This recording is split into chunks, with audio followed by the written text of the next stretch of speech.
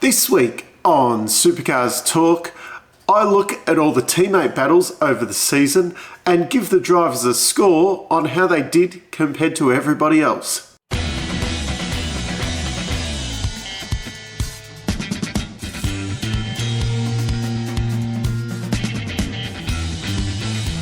It is that time of year where we get a bit critical and give some drivers some scores and compare how they went with their teammates and probably inflame some fans of certain drivers and probably make some people unhappy with my decisions.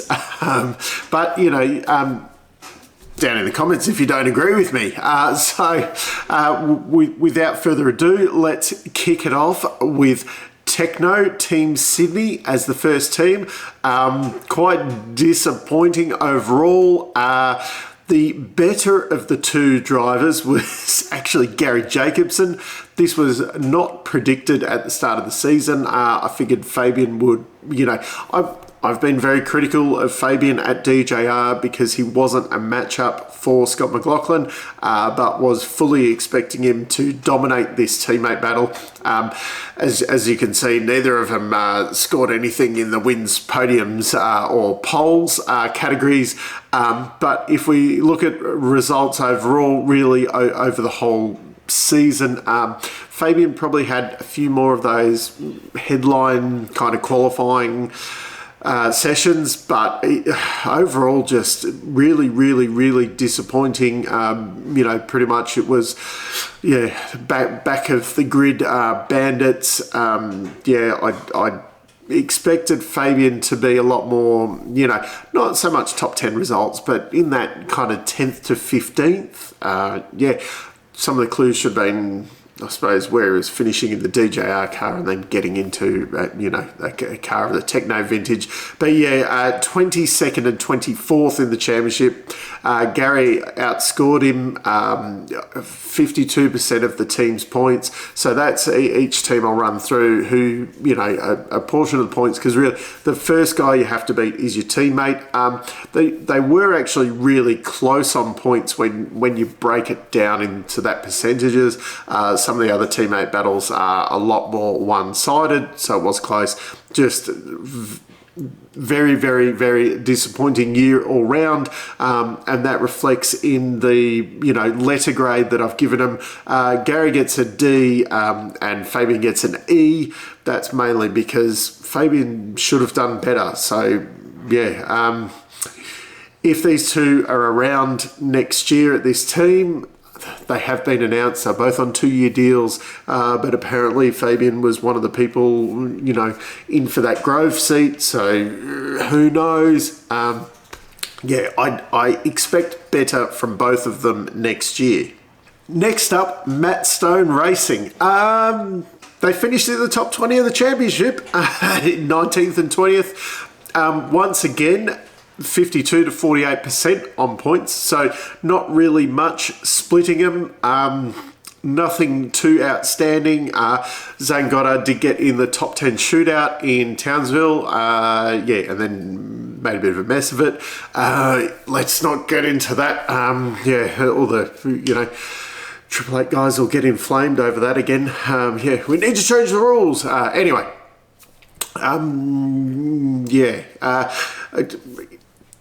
Clean sweep at MSR next year, clean the drivers out. So, will the results improve? I would hope so with the new guys coming in. And this team set does seem to be getting better as well.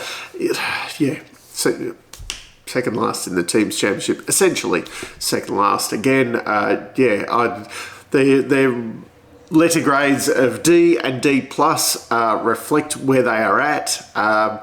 Zane does get the D plus just purely because there was those few little, hints that he could finish up the front somewhere. There's not much to say.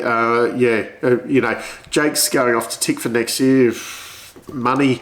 and Zane seems to have kind of backed himself into a corner and reversed himself out of a seat. There's some good co-drive seats available, but will we see him, with a full-time drive ever again? The last time this team is going to be referred to as Kelly Grove Racing. Interesting one, this one, because obviously Dave had his little bit of a hiccup there with Sydney Motorsport Park and missed a couple of events. So what I found interesting, when you break up the team kind of point percentages there, if you add the two Luke's and Dave's together, they actually outscored Jaime, but of course Jaime ended up finishing one position higher than Dave in the Drivers' Championship. So off that, there was a big gap in the points between them, but they were one position apart. So yeah, it's a bit of a strange one there. Jaime did have that one special day in South Australia this year at the Bend. Other than that, these guys were just so hit and miss. Jaime obviously off to BJR next year. Yeah, I expected more out of them. Very, very disappointing. Yeah, for Dave not to even have a podium at all during the year. It's just, as you can see, their letter grades reflect that. Jaime gets the C+ just because of that one special weekend. But really, if you look at the results overall, and quite disappointing. I did give Luke a B because last minute he came in and did quite a respectable job, really. So I expected him to, pretty much qualify last in that. And if you didn't change the name on the side of the car, you probably wouldn't have noticed that it wasn't Dave in the car for those 2 weekends, that it was Luke in the car, because, the results were about the same as what they'd been all year. Team 18. Disappointing that I'm talking about these guys so early in this episode, because they were going in reverse order of the team's championship, really. Obviously, BJR and Tickford get kind of put together. So, but Scott Pye, 15th in the championship. I fully expected him to beat Winterbottom. Probably not, own him, but I expected Pye to be a lot higher up. Winterbottom seemed to have his measure pretty much all year. 54 to 46 in the percentage of the team's points. Not a massive swing, but I expected them to probably be closer and for Pye to be the one in front out of the two. Obviously, their letter grades reflect this. I've given Winterbottom a B+ and Pye a C. Just, Winterbottom's wasn't bad. No podiums, no poles. Definitely no wins from these guys. Just a little bit, I suppose, disappointing year overall from both of them. Brad Jones Racing. Here's the first one where there is a big discrepancy from one driver to the other three, really. There seems to be, a good driver, a medium driver, and two not so good ones. If everybody in this team has the same equipment, that's it. Let's start off the secondary team. 21st and 23rd in the championship. Jack Smith was the one in front. So, Macaulay's got a seat again next year. Disappointing. They were actually very close in points, though, considering that they were, someone was in between them in the championship. They both scored 18% of the team's points. Not really any flashes of brilliance from either of them. Not that I can remember all year. Their letter grades, a D and an E. It is what it is. Todd Hazelwood, he didn't make the improvements I was expecting this year. Obviously, it was a bit hard, the single car Matt Stone racing operation where it was so disjointed. And then he seemed to make a lot of momentum when they got on, the up to date ZB and that. And Went to Brad Jones Racing. He did okay. For this year's just been a little bit lost. Will going back, I suppose, home to Matt Stone Racing, will that help next year? Because he didn't, 13th in the championship, not bad. But when you think, Nick Percat, 7th in the championship, 36% of the team's points. That is a big gap there. I think it's a big gap. He did get on the podium twice, no wins this year. He did get a pole for that race that didn't count at Sydney Motorsport Park. I think Nick will, at first you kind of thought, he's basically moving to Walkinshaws where he's going to get beaten by Chaz. But if that whole team's lifted, he really seems to be dragging BJR up. So if he's got a teammate that is going to push him to that next level, I would expect him to be better in the championship next year. It is hard to find slots where he's going to slot in. But yeah, I've given him an A, and I expect him to either be the same or better in the championship next year, and should be a lot more consistent there at Walkinshaws. Erebus, the surprise packet of the year. Now, I was thinking these guys, top 15 somewhere, that'd be really good.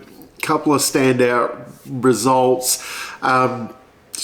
They were consistent all year. They were really close. 51 to 49%. You couldn't really split them. Will Brown, I was expecting Brody, and he had that really early podium there at Sandown.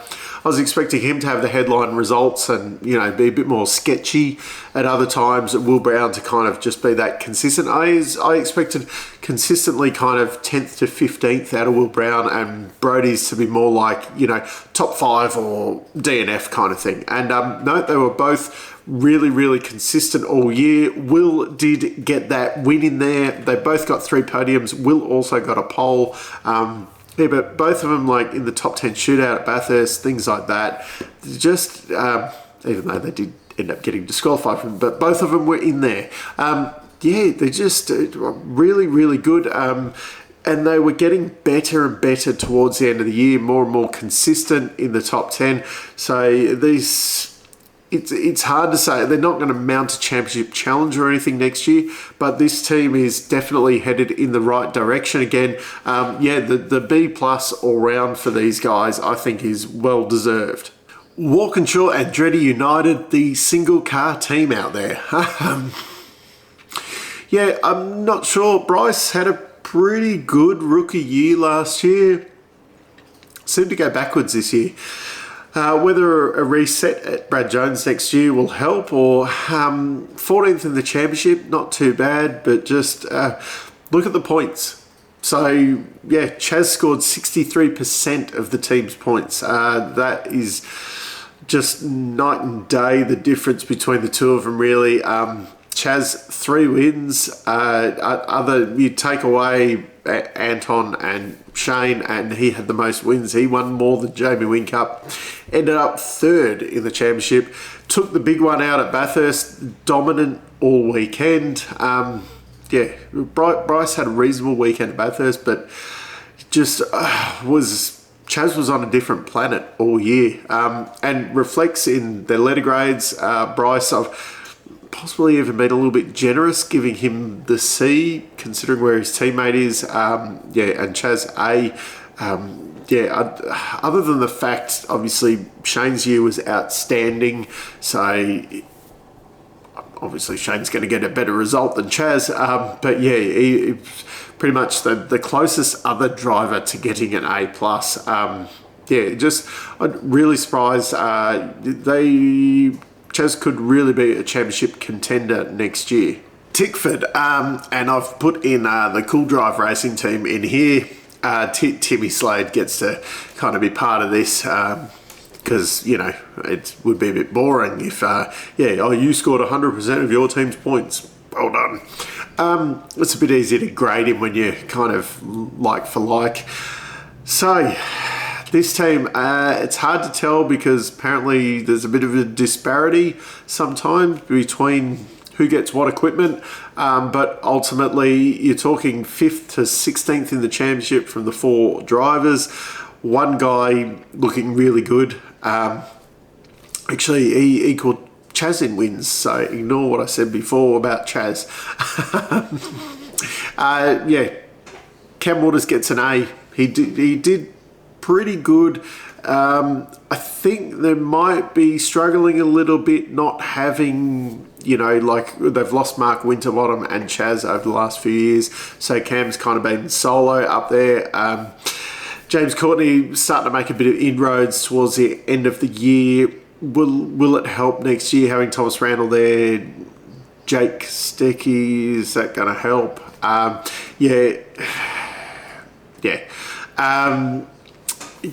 Cam head and shoulders above. Very disappointing most of the year from Jack LeBrock. Is the reset at Matt Stone going to help him next year? Tim Slade, you wonder if they could have carried that momentum from the opening Bathurst round. If that could have continued through the year, would the C be his result? Would they have done a lot better? Would he have added a win, podium or pole? Like, it's a bit disappointing that there's so many zeros on this page. Of course, Courtney had one podium, but should it have been more? Are the Tickford cars really deserving of so many, podiums and results? It's just without. They really need, I suppose, two benchmark drivers like they have had previously, or because it's hard to tell if Courtney's passed it or whether the equipment's not there. So, Cam was definitely the outstanding driver in this team, though. Dick Johnson Racing.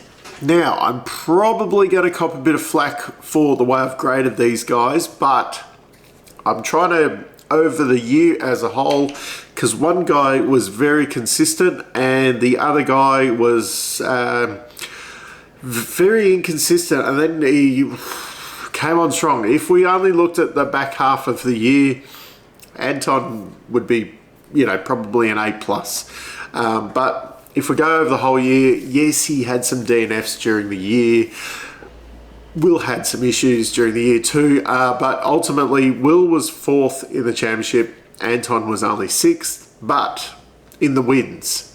Anton ended up with 6 wins, 13 podiums overall, 11 pole positions. Will Davison did no wins, but he did get 11 podiums, which is pretty impressive. And he did get on pole twice.